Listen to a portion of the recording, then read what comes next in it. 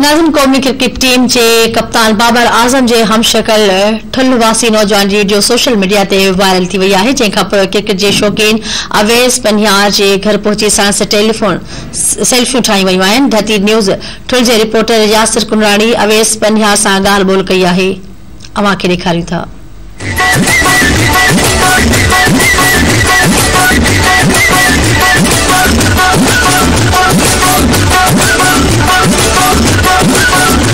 बिल्कुल इन वक्त मैं मौजूद आया ठुल में जिते कौमी टीम के कप्तान बाबर आज़म के हमशकल मोहम्मद अवैस पनियार से गड जेको कुछ डी अग में जो सोशल मीडिया ते वीडियो वायरल थो तंहिं बाद इनके पूरे तलके के ठुल समेत जो पूरे सिंध में इनके पज़ीराई मिली रही है। जो शायकीन आहिनि क्रिकेट जा उहे इन वक्त पहुची करे इन वक्त बाबर आज़म कौमी टीम जो कप्तान है उनके दर्जो दी करे सेल्फियूं कढाइण में मसरूफ़ आहिनि। इन हवाले से असीं इन नौजवान मुझे वालिद से ॻाल्हि ॿोल कंदासीं तो वधीक उन्हनि जो छा चवणु आहे। माण्हू चवनि था तव्हांजो शिकिल बाबर आज़म मिले जी बाक़ाइदा इन पहिरों मां मसरूफ़ हुउमि पंहिंजी स्टडी में हले जी मुंहिंजी पाण अहिड़ो मुंहिंजो ध्यानु ॾिनो हुयो माना क्रिकेट टीम में बाबर आज़म शेयर मिलंदी वीडियो वायरल थींदी आहे। काफ़ी माण्हू आया आहिनि वीडियो बनाइण या ॿियो कुझु चवण जो बाबर आज़म शेयर ॾियो था तव्हां बिल्कुल तालुक सॼे जा माण्हू हिते आया आहिनि उनखे उन जाम शिकिल करे उनखे इज़त ॾियनि था मिलनि था उनसां सेल्फी कढाइनि था।